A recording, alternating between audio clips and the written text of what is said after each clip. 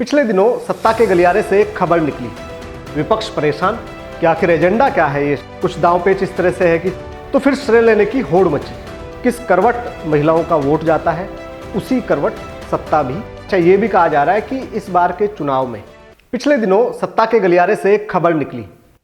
खबर संसद के विशेष अधिवेशन की, विशेष सत्र बुलाए जाने की खबरें बाहर आई। विपक्ष परेशान कि आखिर एजेंडा क्या है ये संसद का विशेष सत्र बुलाने का। सर्वदलीय बैठक में भी सत्ताधारी पार्टी ने एजेंडा विपक्ष को नहीं बताया। संसद का सत्र आयोजित हुआ और पता चला कि महिला आरक्षण बिल लेकर आया जा रहा है। महिला आरक्षण बिल लाया गया। विधानसभा और लोकसभा में 33% महिला आरक्षण को लेकर यह बिल था।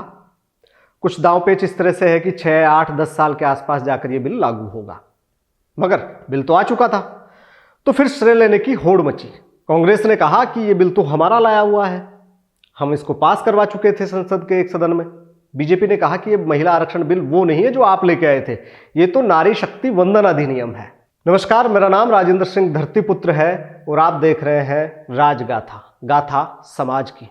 बीते दिनों पूरा देश महिला सशक्तिकरण के पुरजोर नारों का गवाह बना। हर राजनीतिक दल एक मत से महिलाओं के सशक्तिकरण की बात करता नजर आया।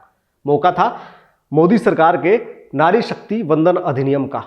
हर एक राजनीतिक दल ने इसका समर्थन किया। बिल पास हुआ, कानून बन गया। 6, 8, 10 साल जो भी लगने हैं वो लगेंगे। मगर इन राजनीतिक दलों की फितरत तब समझ में आती है जब विधानसभाओं के चुनाव होते हैं कि संसद के गलियारों में जो बातें कही जाती है महिला सशक्तिकरण को लेकर, या आधी आबादी पूरा हक वाली जो बातें कही जाती है, उस पर ये राजनीतिक दल हकीकत में कितना खरा उतरते हैं, ये टिकट वितरण के समय पता चलता है। हम आज राजस्थान के परिप्रेक्ष्य में इस बात को समझने की कोशिश करेंगे कि देश के दोनों प्रमुख राजनीतिक दल, जिनकी जुबानी जमा खर्च में महिला सशक्तिकरण एक दूसरे से ऊपर नजर आता है। कोई इस रेस में, महिलाओं के सशक्तिकरण की रेस में, कोई भी राजनीतिक दल पीछे नहीं दिखना चाहता। लेकिन हकीकत क्या है? जब टिकटों का बंटवारा होता है तब महिलाओं का कितना अधिकार दिया जा रहा है, महिलाओं को कितनी जगह दी जा रही है, सीटें उनको कितनी दी जा रही है, विधानसभाओं में किस संख्या में महिलाओं को पहुंचाने की कोशिशें की जा रही है, ये पता चलता है टिकट वितरण से। राजस्थान में विधानसभा चुनाव चल रहे हैं। दोनों राजनीतिक दल, जब हम ये वीडियो रिकॉर्ड कर रहे हैं, अपना टिकट वितरण का काम कंप्लीट कर चुके हैं। नॉमिनेशन भी कंप्लीट हो चुका है। नाम वापसी का दौर चल रहा है, जिसमें जो बागी हैं उनकी मान मनोबल का भी दौर चल रहा है। अगर 2018 के विधानसभा चुनाव को देखा जाए तो कांग्रेस पार्टी ने 23 महिलाओं को टिकट दी थी। वहीं बीजेपी ने उस समय 24 महिला उम्मीदवार मैदान में उतारे थे। बीजेपी कांग्रेस से एक कदम, मतलब एक सीट आगे थी। 2023 के चुनाव में कांग्रेस ने जहां 28 महिला उम्मीदवारों को अपनी लिस्ट में जगह दी है, वहीं बीजेपी ने 20 महिला उम्मीदवारों को टिकट दिए हैं। अगर सीटों के अनुपात में देखा जाए तो कांग्रेस का महिला आरक्षण 14% पे आके दम तोड़ देता है, तो बीजेपी का महिला आरक्षण मात्र 10% पर पहुंच पाता है। कहां 33% की बात, कहां आधी आबादी और पूरे हक की बात, और कहां 14% और 10% टिकट वितरण। यही है इस देश में महिला सशक्तिकरण के नारों की हकीकत। यही है इस देश में महिला सशक्तिकरण के तमाम प्रयासों की, और खास तौर से राजनीतिक प्रयासों की हकीकत। जबकि राजस्थान में अगर मतदाताओं के हिसाब से देखा जाए तो महिला मतदाता लगभग 50% है, 48% के आसपास है।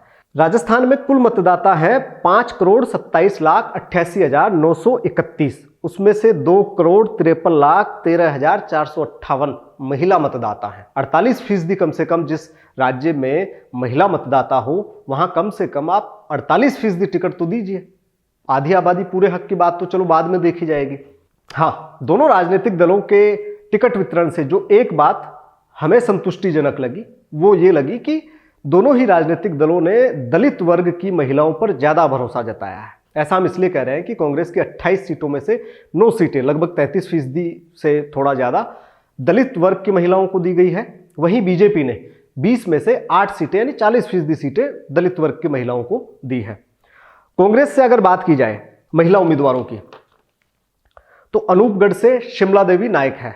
नायक कम्युनिटी का पूरे राजस्थान में ये एकमात्र टिकट है जो कांग्रेस ने दिया है। नोखा, जहां से कांग्रेस ने रामेश्वर डूडी की धर्मपत्नी सुशीला डूडी को टिकट दिया है।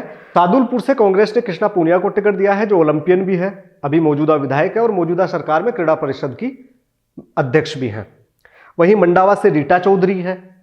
तो खेतड़ी से एक दिन पहले कांग्रेस में शामिल हुई मनीषा गुर्जर चुनाव लड़ रही है। चोमू से डॉक्टर शिखा मील है। मालवीय नगर से अर्चना शर्मा है। बगरू से गंगा देवी है जो एक और एससी आरक्षित सीट है। वहीं बानसूर से शकुंतला रावत, कठुमर से संजना जाटव, कामा से जाहिदा खान, जिनका सबसे पुरजोर विरोध, कांग्रेस के 200 सीटों पर सबसे ज्यादा विरोध अगर कहीं देखने को मिला तो वो कामा में देखने को मिला, जो विरोध एआईसीसी तक पहुंच गया था।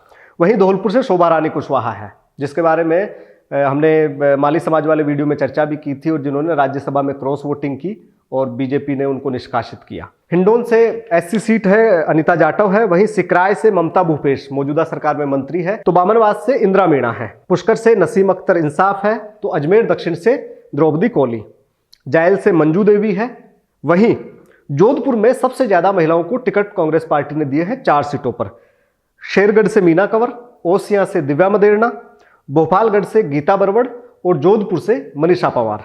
वहीं जालोर में आहोर सरोज चौधरी और जालोर से रमीला मेघवाल को कांग्रेस पार्टी ने टिकट दिया है।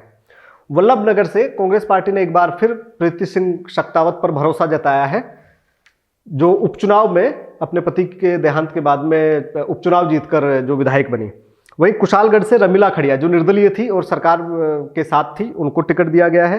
कोटा दक्षिण से राखी गौतम और किशनगंज से निर्मला शहरिया को टिकट दिया गया है। अगर भाजपा में महिला उम्मीदवारों की बात की जाए तो अनूपगढ़ से संतोष बावरी है। बीकानेर पूर्व से सिद्धि कुमारी है, मौजूदा विधायक है। कोलायत से पूनम कंवर भाटी को टिकट दिया गया था, जिनका टिकट बदलकर अंशुमान भाटी को दे दिया गया। सादुलपुर से कृष्णा पूनिया के सामने सुमित्रा पूनिया को दिया गया है। वहीं सुजानगढ़ से संतोष मेघवाल है। सूरजगढ़ से सांसद को बीजेपी ने चुनाव मैदान में उतारा है, संतोष अहलावत। वहीं विद्याधर नगर से भी एक और सांसद को बीजेपी ने चुनाव मैदान में उतारा है, जिनका नाम दिया कुमारी है और कहीं ना कहीं राजनीतिक हलकों में उन्हें बीजेपी की तरफ से संभावित मुख्यमंत्री के रूप में भी देखा जाता है। कामा से नोक्षम चौधरी को उतारा गया है, जो बीते दिनों अपने बयान को लेकर, गोली वोली चलाने वाले बयान को लेकर चर्चा में रही है। राजाखेड़ा से नीरजा अशोक शर्मा, हिंडोन से राजकुमारी जाटव, अजमेर दक्षिण से अनीता बघेल, जायल से डॉक्टर मंजू बाघमार, नागौर से डॉक्टर ज्योति मिर्धा, जो मूल रूप से कांग्रेसी है, मिर्धा परिवार से आती हैं और कुछ समय पहले बीजेपी में शामिल हुई है, जिनके बीजेपी में शामिल होने को लेकर तमाम तरह की राजनीतिक चर्चाएं गलियारों में चल रही है। मकराना से सुनीता भीचर, वहीं सोजत से शोभा चौहान, भोपालगढ़ से कंसा मेघवाल, बागीदोरा से कृष्णा कटारा, राजसमंद से दीप्ति माहेश्वरी, जो किरण माहेश्वरी की बेटी है और अभी मौजूदा विधायक भी हैं। केशवराय पाटन से चंद्रकांता मेघवाल है। लाडपुरा से राज परिवार की बहू कल्पना देवी है और झालरा पाटन से पूर्व मुख्यमंत्री वसुंधरा राजे सिंधिया है। ये दोनों ही प्रमुख राजनीतिक दलों की तरफ से महिला उम्मीदवारों को दी गई टिकटों की सूची है, मगर ये नाकाफी है।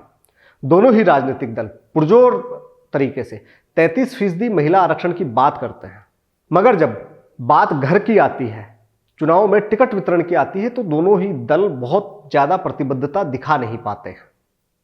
महिलाओं को राजनीति की मुख्य धारा में अभी भी काफी संघर्ष करना बाकी है।